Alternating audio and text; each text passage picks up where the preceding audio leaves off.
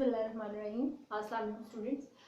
Today we are going to start a very short topic but very important topic जो कि बहुत time जो है वो आपके एग्जामिनेशन में रिपीट भी हुआ है. So watch the video very carefully. So the topic name is the relation between the force and momentum.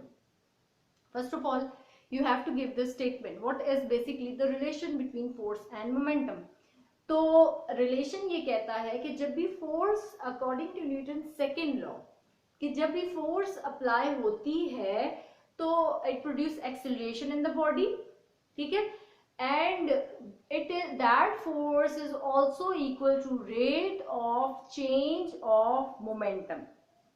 बस the force whenever acts on a body it produce acceleration in its direction. ठीक है, जब भी force apply की जाती है किसी भी बॉडी के ऊपर, इस ब्लॉक के ऊपर फोर्स अप्लाई की जा रही है, ये एक्सेलरेट, ये मूव करेगा इसी डायरेक्शन में विद सम एक्सेलरेशन a. ठीक है, तो ये फोर्स किस चीज के इक्वल होगी? ये उसके मोमेंटम के रेट ऑफ चेंज के इक्वल होगी.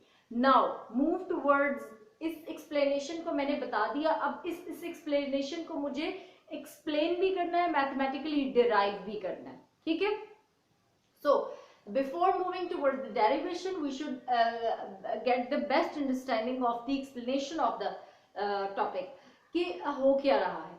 first of all हम एक कंसिडर करते हैं कि हमारे पास एक बॉडी है, that body has mass m. ठीक है, for example we have this block, इस ब्लॉक का mass है m. ठीक है, इसके ऊपर फोर्स अप्लाई हो रही है f. ठीक है, F इसके ऊपर फोर्स अप्लाई हो रही है और ये इनिशियली ये मूव कर रहा है with some initial velocity that is vi, with some initial velocity that is vi.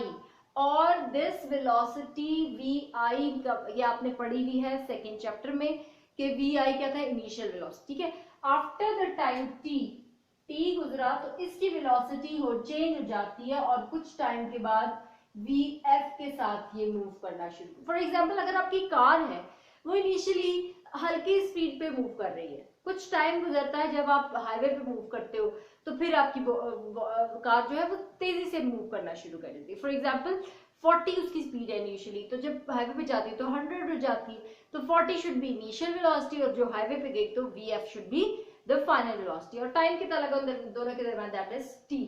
ठीक है, अच्छा, let a be the acceleration in the body. दोबारा से बता रही हूँ. Let us consider that m is the mass of the body, force f is acting on the body and it accelerates with some acceleration a. Let us consider vi be the initial velocity and vf be the final velocity. ठीक है जी. अब आपने पढ़ा हुआ है, इससे पहले हमने अपना टॉपिक पढ़ा था मोमेंटम का. मोमेंटम का मैथमेटिकल फॉर्मूला हमने पढ़ा था p is equals to mv. ठीक है, अब देखिए तो आपको उस वक्त भी बताया था कि मोमेंटम डायरेक्टली डिपेंड करता है वेलोसिटी पे. जैसे वेलोसिटी चेंज होगी मोमेंटम भी चेंज होगा, क्योंकि मास और वेट का जब हमने डिफरेंस पढ़ा था तो वहां मैंने बता दिया था कि मास कभी भी चेंज नहीं होता, मास हमेशा सेम रहता है. ये तो बिल्कुल चेंज नहीं होगा because this is a constant quantity. Velocity change होगी तो डायरेक्ट इफेक्ट पड़ेगा मोमेंटम के ऊपर. तो अगर इनिशियल वेलोसिटी है vi तो मोमेंटम शुड बी pi, मास वही रहेगा. अगर वेलोसिटी है vf तो momentum should be pf, mass will be same. ठीक है, अब चेंज, किसी भी चीज में चेंज का फॉर्मूला अभी से समझ लेंगे तो फिर आगे जो है हमेशा आपको इससे जो डील करना आसान रहेगा मैथ्स में, फिजिक्स में, इवन केमिस्ट्री में भी, कि चेंज का क्या मतलब है. फाइनल में से इनिशियल चीज को माइनस कर दें, फाइनल में से इनिशियल चीज को माइनस कर दें, यू गेट द चेंज. और रेट ऑफ चेंज की बात, रेट की जब भी बात आएगी, चेंज को जब भी आपने टाइम से डिवाइड करना, यू गेट द चेंज.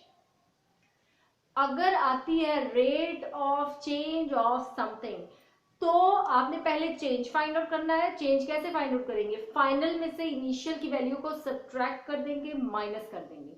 उस चेंज को जब आप t से डिवाइड करेंगे, टाइम पीरियड से नहीं, इंस्टेंटेनियस टाइम से डिवाइड करोगे, you get the rate of change of anything, ठीक है। अब हमने रेट ऑफ चेंज, क्योंकि हमने rate of change of momentum find out करना है, तो सबसे पहले change in momentum find out करना पड़ेगा। Change in momentum is equals to, ये डेल का साइन आपकी बुक में नहीं है, मैंने खुद से यूज किया, क्योंकि आपको पता होना चाहिए डेल किससे को रिप्रेजेंट करता है, डेल करता है चेंज को रिप्रेजेंट, ठीक है। तो del P is equals to V P V F minus ये final momentum minus initial momentum, ये आ गया चेंज, ठीक है। अब पी की पी एफ है, पी एफ की जगह इसकी वैल्यू एम वी एफ लगा दी, वी पी आई है, पी आई की जगह एम वी आई लगा दी, that's it, you get the change in what, change in momentum. अब नेक्स्ट स्टेप में rate of change in momentum, P momentum है ना, पढ़ा हमने, तो p rate of change in p कैसे, सिंपली इस इक्वेशन को t से डिवाइड कर दोगे दोनों साइड से, you get the change in this momentum, ठीक है। t इज द टाइम, ठीक है, इंस्टेंटेनियस टाइम। फिर pf माइनस pi, क्योंकि इसमें भी m सेम है, m को कॉमन ले लीजिए, ठीक है, और यहां पर इसको आपने vf minus vi over t, ये किस चीज का फॉर्मूला बना, this formula is equals to the acceleration, second chapter, average acceleration क्या है, final velocity minus initial velocity divided by time, ये फॉर्मूला था उसका। तो एवरेज हम नहीं लिखेंगे अभी, तो सिर्फ हम एक्सेलरेशन लिख देंगे, mass multiplied by the acceleration, ठीक है। और ये वाली साइड एज इट इज चलती रहेगी, ठीक है। और ये तो बिल्कुल वो चीज आ गई जो हमने न्यूटन सेकंड लॉ में पढ़ा था, वो क्या था, according to Newton's law F equals to ma, इसकी जगह हम F लिख सकते हैं, इसकी जगह हम F लिख सकते हैं। So we get this relation, that is the force is equals to the rate of change of momentum. Force whenever applied on the body and body accelerates, that force is equals to the rate of change of momentum, ठीक है। अच्छा, दोबारा से बता देते हैं कि हमने स्टार्ट किया इनिशियल मोमेंटम से, फाइनल मोमेंटम से, फिर हमने change in momentum find out किया। चेंज मैंने बता दिया हमेशा क्या होता है, फाइनल में से इनिशियल की वैल्यू को सब्ट्रैक्ट कर दें, गेट द चेंज। यहाँ पर P F is final, P I is initial, ठीक है, वो कर दिया, फाइनल माइनस इनिशियल कर दिया और डिवाइड किया टाइम से, तो you get the rate in anything, rate of change of momentum, क्योंकि रेट हम मोमेंटम का find out, change of momentum का फाइंड आउट करते हैं, टी से डिवाइड कर दिया बोथ साइड्स। ये साइड जो है this is equals to as it is, आप चलेंगे इसमें मैथ्स को कॉमन लेंगे, यू गेट दिस ओनली। ये क्या चीज है, this was acceleration ma as it is आ गया आपके पास, और because this was equals to according to Newton's law this is equals to f, that is the force, simply force put कीजिए, you get the relation between force and momentum. So this is a very much important topic, और थोड़ा सा अगर आप इन steps को 2 से 3 दफा अपने हाथ से करेंगे, क्योंकि हमेशा हमारे टीचर्स ये कहते थे कि देयर आर 5, अगर आप पढ़ के करते हो चीज को, ओनली 1 ब्रेन इज वर्किंग, जब आप रिटन में कोई चीज करते हो then 5 brains are working, that each of your finger has a brain, ठीक है। तो 5 टाइम पक्का आपको अच्छी तरह से अंडरस्टैंडिंग होती है अगर आप लिख के चीज, और मैथमेटिक्स को हमेशा लिख के किया जाता है, ठीक है। So you have to do it and watch the video and share it, and don't forget to press the bell icon. Thank you very much.